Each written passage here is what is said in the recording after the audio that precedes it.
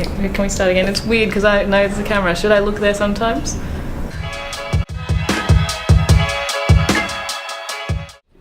So at Tidy HQ, I talk to customers and talk to our team. So we're trying to really embed customer-based design and development into Tidy HQ. And we can only do that through really understanding who our customers are, what their needs are, what troubles them, and what we're doing well and what we're not doing well. So the more that we talk to customers and do really good analysis about what they're saying and what the data says, the more we're going to design a better product that they enjoy using. And of course, we're more than just a product. We care about the community, so we want to help people in their everyday moments of volunteering or running their organisation. So yeah, meetings is a funny one because a lot of people don't really value what a meeting brings, and I would say I was in the same boat as that. Like I try to keep meetings to a minimum, but through talking to people who are running their organisations and organising meetings, also understanding a little bit more about the guidelines to do with like how to run a good organisation, how to follow good governance, I've really learnt that meetings aren't as bad as they seem if you run them well, if you know what you're doing, if you inform your team. When we looked into meetings, we found out that people are really struggling with creating their meetings, inviting people, getting RSVPs, taking minutes or records of what happened in the meeting. So through talking to people and looking at guidelines, we've combined that knowledge to design a better way to create meetings. Not just create meetings and create good agendas, but have people involved in that process, invite people, get RSVPs really easily. I also learnt from talking to people that this isn't an easy process to go through. It's really hard to get your team attending every week or every month, however often you have your meetings. Often meetings run over time, they're not to schedule, and people don't come prepared. So with all of these things happening, you're really not getting out of the meeting what you need to, and obviously if you're doing that, then time isn't being used efficiently, and it just sort of compiles into a bad experience for everybody involved. And so we know that meetings are really crucial to run well, to run the best organisation you can, and lots of people are running these organisations because they love what they do and they love being a part of the community. So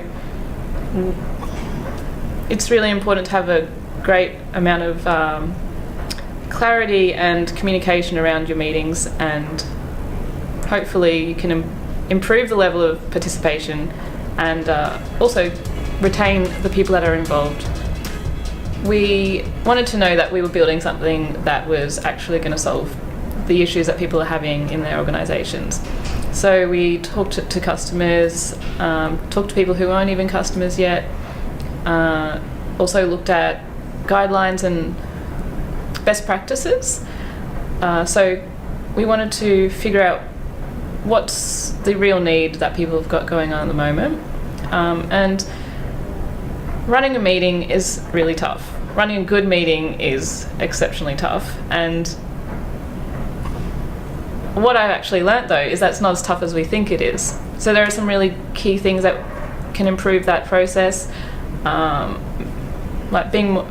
organising it in the first place can be done in a more simple, structured way that then flows on to running a good meeting throughout the meeting. It helps people feel that their time is being used well and that their organisation is going to do really good things because this meeting is ticking all the boxes that it needs to, decisions are getting made, and tasks are being appropriately created and assigned to different roles. So all those things,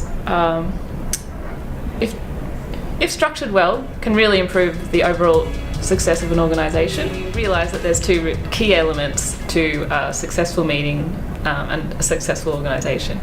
So first of all, planning. And planning doesn't need to take a long time, but it does need to be done. So that sets the meeting up for success. Obviously, it's the standard things like naming your meeting, setting the date, location, and all that sort of stuff.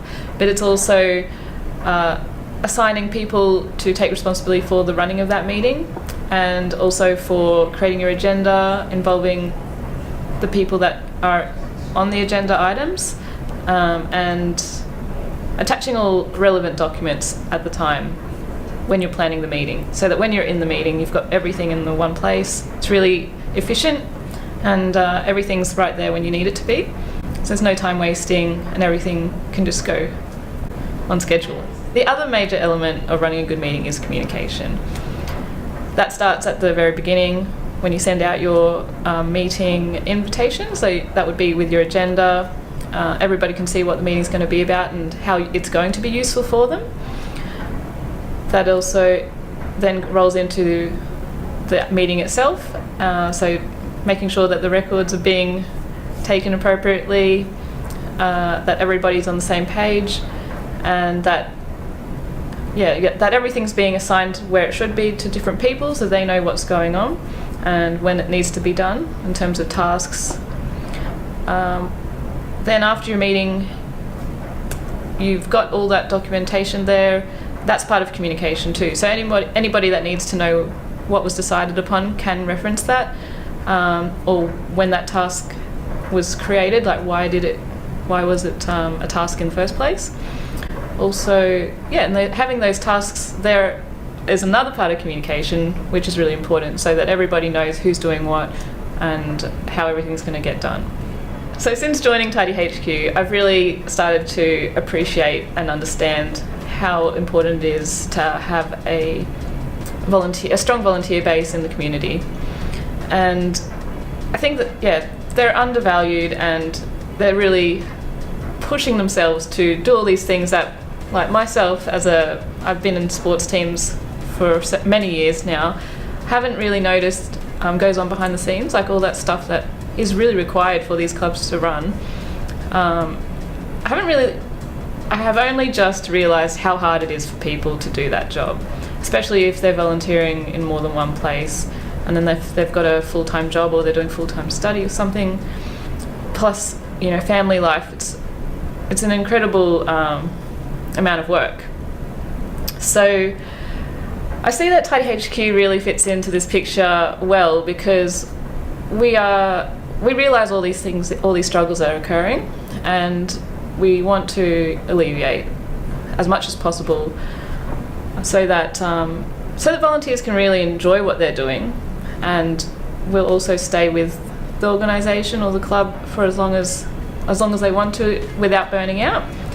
So I see that Tidy HQ, through doing all these things, will improve the quality of community participation and the success of clubs as well, because it's all about the people. The people run the clubs for other people, and if we can improve the lives of all these volunteers, then that's amazing.